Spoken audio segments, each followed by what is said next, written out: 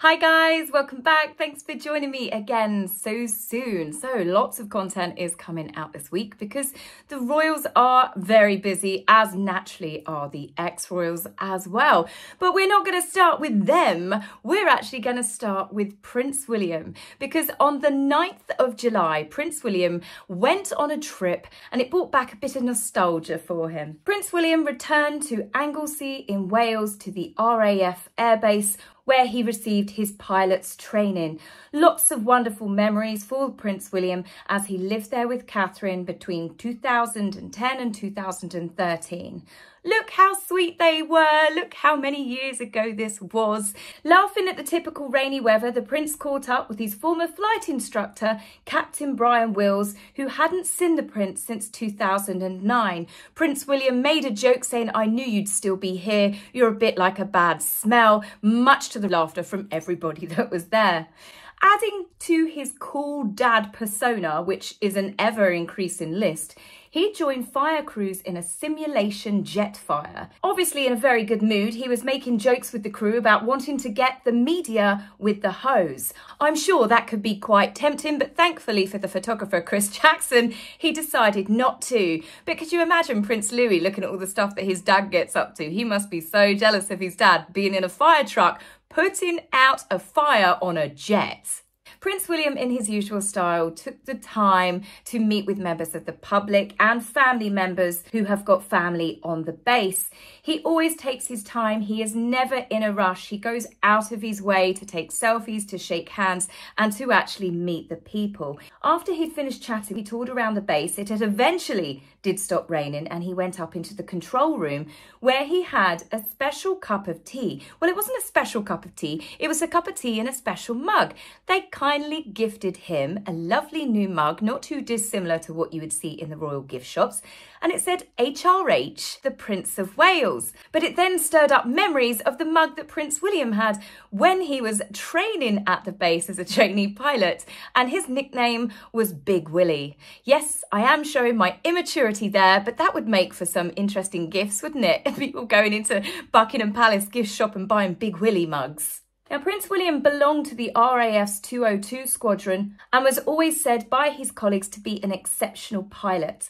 After achieving his wings, he went on to work as an air and sea rescue pilot for several years. He and his team managed to save 149 lives across various search and rescue operations.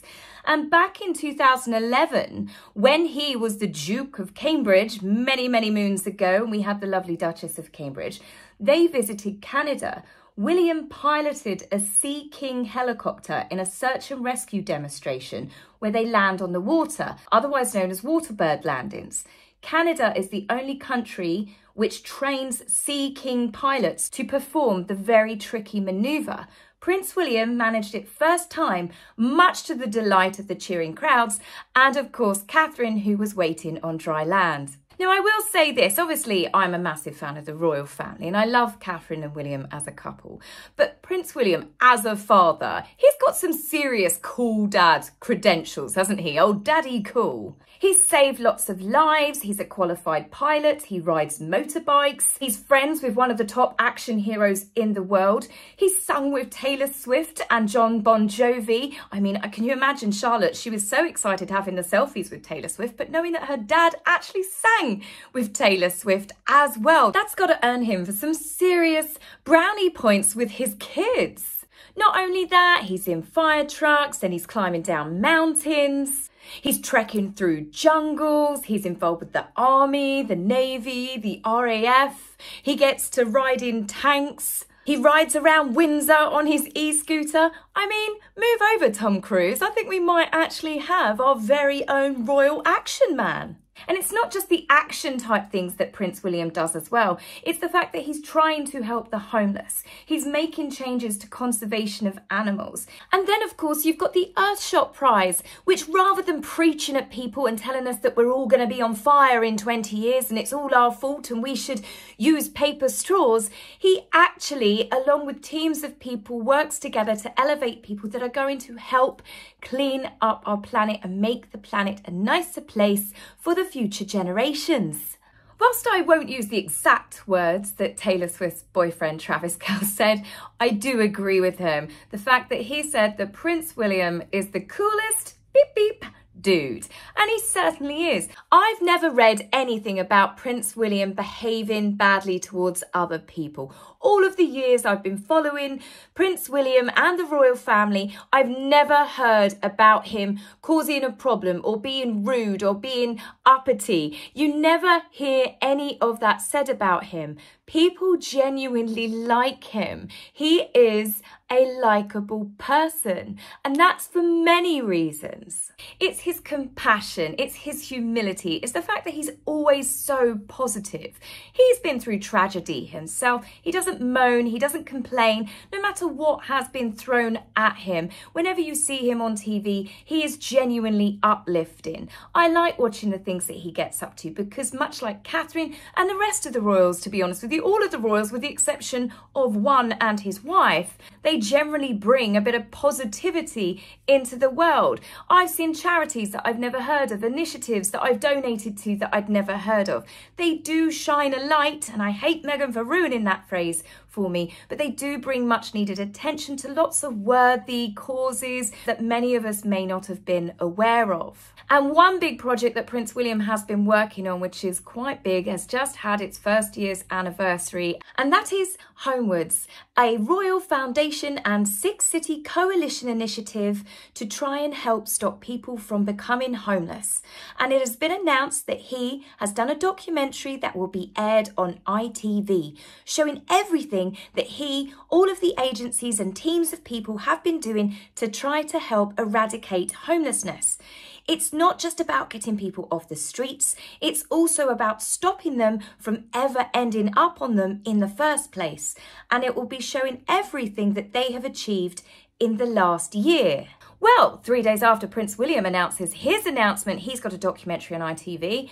Up pops Harry, who's got his own ITV documentary that has obviously been filmed some time ago. But isn't it funny? It gets announced 3 days after Prince William's. Now, what positive uplifting programming that unites communities and uplifts? That's what Harry and Meghan said that they were going to do with their time. We've yet to receive a single programme that does any of that. No, Harry's sitting on the sofa talking about how hard done by he is due to the phone hacking case. The interview will feature others caught up in this latest phone hacking court case: Hugh Grant, Charlotte Church, Paul Gascoigne. But of course, the main face to advertise this is Harry. Harry is the poster boy of this court case, and I have no idea why. Now, I don't know the backstories of these other celebrities that have been affected. I'm not trying to play down what the media have done. They have been disgusting over the years, the things that they've done to celebrities and members of the royal family. But this court case for Harry goes back to 9 times he was reportedly hacked, back from 15 years ago. And the Thelevenson Inquiry, this all came to a head 10 years ago. Harry is basically still trying to reignite the Thelevenson Inquiry. He's got no evidence. Most of the stuff, I don't even know how he's got this far that it's not timed out because it was so long ago. But when you think Catherine was hacked 155 times, she and William sued, they took the payout, they donated all of the money to charity. Can you think that's what Harry's up to? I highly doubt it. Harry, I think, uses court cases because he needs constant money. And I wonder if Harry will actually remember that it was Prince William that started off the investigations. It was Prince William that had got suspicious that their phones were being tapped, and he was the one that got the ball rolling and the reason why the Thelevenson Inquiry initially got started. Not only that, Harry was on board with Catherine and William's claim. Harry decided, because he was impatient and he wanted to go down a different route, that he pulled his claim out. Otherwise, he would have won a payout back then as well. But the fact that Harry is still in the middle of his very own court case, I find this quite surprising, especially the fact we only found out the other week he's been caught, or rather accused of hiding and destroying evidence. This is pretty big. He's also told countless lies. He blames the media and his family for every poor decision that he has ever made. The stories that came out showed Harry in a bad light. Yes, of course they did. But it's Harry's bad behaviour the reason, well, why the stories exist. If you don't want to get caught out doing bad things, don't do bad things. I think it's quite a simple lesson in life. And the bit that really makes me chuckle here is Harry has also had to pull out of other court cases or lost court cases because he's actually got no evidence. And here he is now doing a documentary for ITV discussing it. I'm pretty certain ITV are not going to ask him any hard-hitting questions going, "Oh, Harry, the fact you've been hiding evidence." But as I said, I think this was filmed some time ago, presumably when Harry came over for those few days. And this is probably why he didn't want to stay in a palace, because he didn't want to know what he was up to. But seriously, Lordy, I mean, I'm sick of this face. Who wants to see this face anymore? I'm sick of the whining. He's so petulant. He's just a big man baby. I think most of us can guess it's just going to be the same recycled victim narrative that we have heard time and time again about the evil media. His family were in on it. People were selling stories, this big conspiracy theory. I mean, he could quite happily sit there with a tin hat on his head these days. Harry is bitter and he is angry and he is out to blame everyone because I think he's deeply unhappy. Yes, luckily for you, it's going to be aired on the 25th of July and I love you guys, so I'll take one for the team and tell you all about it. But I can tell you now, Harry will take no accountability for any of his actions or his decisions. Harry has blamed everyone for every single bad life choice that he has made, and everybody is bored of the pity party, and considering he's still going ahead tonight picking up this Pat Tillman award, it's very bad timing for him. I don't know who convinced him to release this now, but I don't think that they're his friend. Much like Spare, I see this blowing up in Harry's face. As I said, the fact he's still in the middle of a court case, I'm very surprised that this is even going to be allowed. We know Hugh Grant's pulled out. He took a payout because it was too much of a risk, but Harry is still very much involved. The thing is, when this does blow up in his face, and it will, of course it will do, Spare's got him in enough trouble. He's in the middle of a court case, he's doing this. Who's he going to blame? I'm sure he'll find someone, much like Meghan, because we know that this documentary, or not documentary, a docuseries, what the hell this cooking and friendship program is all about that none of us are really waiting for. We know that when that flops, she's either going to blame staff, she's going to blame the media like Harry, she's going to blame Netflix itself, especially because their contract is soon to expire. One thing is always guaranteed with Harry and Meghan, someone else will always be to blame. Now, speaking of Meghan's Netflix show that she is going to bring to us, Netflix announced, or someone, a source close to Meghan, announced publicly, as they love to do, that it's now wrapped up. Filming has finished. It's in the can. For anyone getting too excited though, I read that industry insiders are rather sceptical of this show being any sort of success, as apparently networks haven't been interested in purchasing cooking shows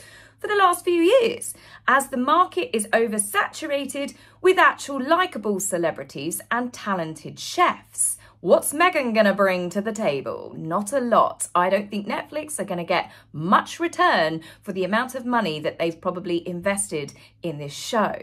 With no name for the show yet or an air date, perhaps this was just another attention grab and Netflix were just trying to keep her busy before the contract expires. The fact that Meghan is still talking about her RO is going to be a huge success, stories are coming out.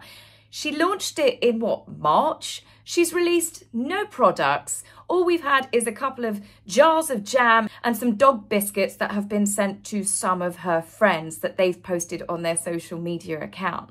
But one person that did greatly off of Meghan's launch of no products, apart from her strawberry and raspberry jam, was actually, which most people find hilarious, the King.